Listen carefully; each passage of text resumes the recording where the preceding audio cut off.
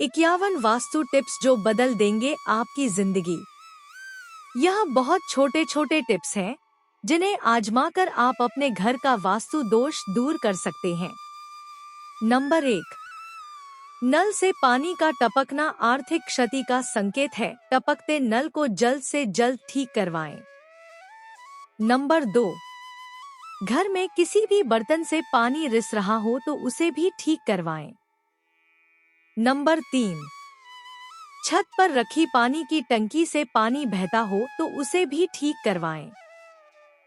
Number 4, घर में पूजा घर नहीं है तो किसी लाल किताब के विशेषज्ञ से पूछकर ही पूजा घर बनवाएं और ध्यान रखें कि किसी देवी देवता की एक से ज्यादा मूर्ति या तस्वीर ना रखें। नंबर 5, तिजोरी में हल्दी की कुछ गांठ एक पीले वस्त्र में बांध कर रखें। साथ में कुछ कड़ियाँ, इत्र की शीशी, चंदन की भट्टी, चांदी, तांबे आदि के सिक्के भी रखें। कुछ चावल पीले करके तिजोरी में रखें। नंबर 6, प्रतिदिन सुबह और शाम को कपूर जलाए। घर के किसी स्थान पर वास्तु दोष हो तो वहां कपूर की एक डली बगैर जलाए रख दे। कपूर जलाने से देव दोष व पी दोष का शमन होता है। नंबर 7, सप्ताह में एक बार गुरुवार को छोड़कर समुद्री नमक से पोछा लगाने से घर में शांति रहती है। घर की सारी नकारात्मक ऊर्जा समाप्त होकर घर में झगड़े भी नहीं होते और लक्ष्मी का वास स्थायी रहता है। नंबर 8, घर में या वॉशरूम में कहीं भी मकड़ी का जाला ना बनने दे। नंबर 9, घर में कहीं भी कचरा या पुराना सामान ना रहने दे। नंबर 10, छत पर बांस ना रखें और किसी भी प्रकार की अनुपयोगी वस्तुएं भी ना रखें। नंबर 11, कभी भी ब्रह्मा मुहूर्त या संध्याकाल को झाड़ू नहीं लगाना चाहिए। झाड़ू को ऐसी जगह रखें जहां किसी अतिथि की नजर ना पहुंचे। झाड़ू को पलंग के नीचे ना रखें। नंबर 12, घर को साफ सुथरा और सुंदर बनाकर रखें। घर के चारों कोने साफ हो, खासकर ईशान, उत्तर और वायव्य कोण को हमेशा खाली और साफ रखें।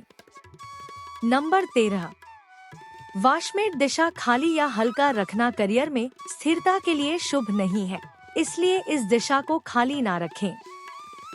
नंबर 15, घर में काले, कत्थई, मठ में ले जामुनी और बैंगनी रंग का इस्तेमाल ना करें, चाहे चादर हो, पर्दे हो या दीवारों का रंग। नंबर 16, घर में सीढ़ियों को पूर्व से पश्चिम या उत्तर से दक्षिण की ओर ही बनवाएं। कभी भी उत्तर पूर्व में सीढ़ियां ना बनवाएं। नंबर 17, घर में फर्श, दीवार या छत पर दरार ना पड़ने दे। अगर ऐसा हो तो उन्हें तुरंत भरवा दे। घर में दरारों का होना अशुभ माना जाता है। नंबर 18, बिस्तर के सामने आईना कतई ना लगाए। डबल बेड के गद्दे 2 हिस्सों में होना चाहिए। नंबर 19, कक्ष में धार्मिक चित्र नहीं होना चाहिए। नंबर 20, बेडरूम में लाल रंग का बल्ब नहीं होना चाहिए, नीले रंग का लैंप चलेगा। नंबर 21, खराब बिस्तर, तकिया, पर्दे, चादर, रजाई आदि नहीं रखें। नंबर 22, शन कक्ष में टूटा पलंग नहीं होना चाहिए। पलंग का आकार यथासंभव चौक रखना चाहिए। पलंग की स्थापना छत के बीम के नीचे नहीं होनी चाहिए। शयन कक्ष के दरवाजे के सामने पलंग ना लगाए। लकड़ी से बना पलंग श्रेष्ठ रहता है। नंबर 23, शयन कक्ष में झाड़ू, जूते, चप्पल, इलेक्ट्रॉनिक आइटम, टूटे और आवाज करने वाले पंखे, टूटी फूटी वस्तुएं, फटे पुराने कपड़े या प्लास्टिक का सामान ना रखें। नंबर 24, बाथरूम में नीले रंग की बाल्टी रखें और नहाने के लिए लकड़ियां, पत्थर का पाट रखें।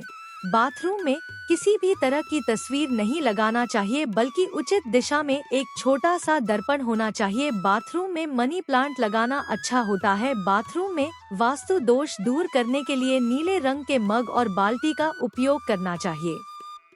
नंबर 25, घर के आसपास केला, तुलसी, मनी प्लांट, अनार, पीपल, बरआम, नारियल, बांस, जामुन और जामफल के पेड़ पौधे होना चाहिए, कांटेदार नहीं। नंबर 26, हमेशा समय समय पर द्वार और देहली की पूजा करें और इसे साफ सुथरा रखें। नंबर 27। अगर घर के किसी कमरे में बीम बना हो तो यह ध्यान रखने योग्य बात है कि बीम के नीचे कभी भी बिस्तर ना लगाएं, इससे घर में नकारात्मकता बढ़ती है। ऐसे में यह कोशिश करें कि बीम वाली जगह पर कुछ ना हो, ना तो वहां बैठे और ही सोए। नंबर 28। घर में हमेशा ही दक्षिण में सोना चाहिए, ऐसा करने से स्वभाव में सकारात्मक परिवर्तन होता है। वहीं यह भी ध्यान रखें कि पश्चिम की ओर कभी भी सिर रखकर ना सोए। नंबर 29।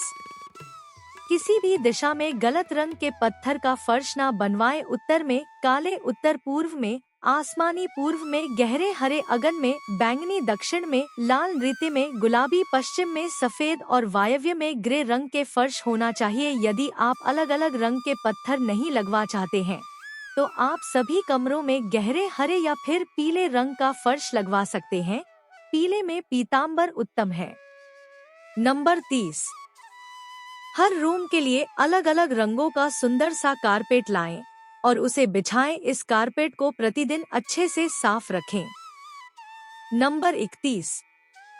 घर के प्रत्येक रूप के मध्य में मांडना मांडे। घर के द्वार के बाहर रंगोली बनाएं। रंगोलियां बनाना हमारी प्राचीन सभ्यता और संस्कृति की समृद्धि के प्रति है। इससे घर परिवार में मंगल रहता है। नंबर 32। आपके घर में किसी कमरे, किचन या अन्य किसी स्थान की टाइल्स टूटी हुई हैं, तो उसे जल्दी ठीक कराना चाहिए, क्योंकि टूटी टाइल्स भी वास्तुशास्त्र के हिसाब से शुभ नहीं मानी जाती। नंबर 33।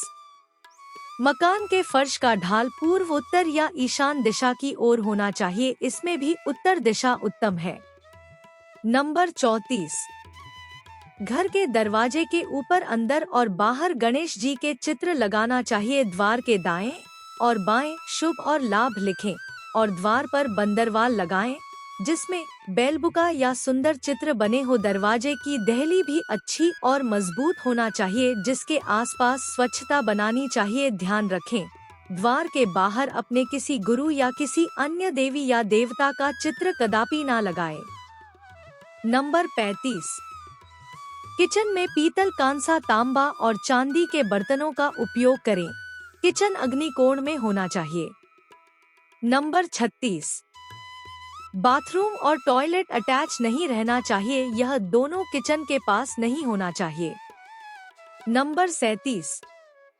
द्वार अच्छे से सजा और 2 पाट वाला होना चाहिए। नंबर 38।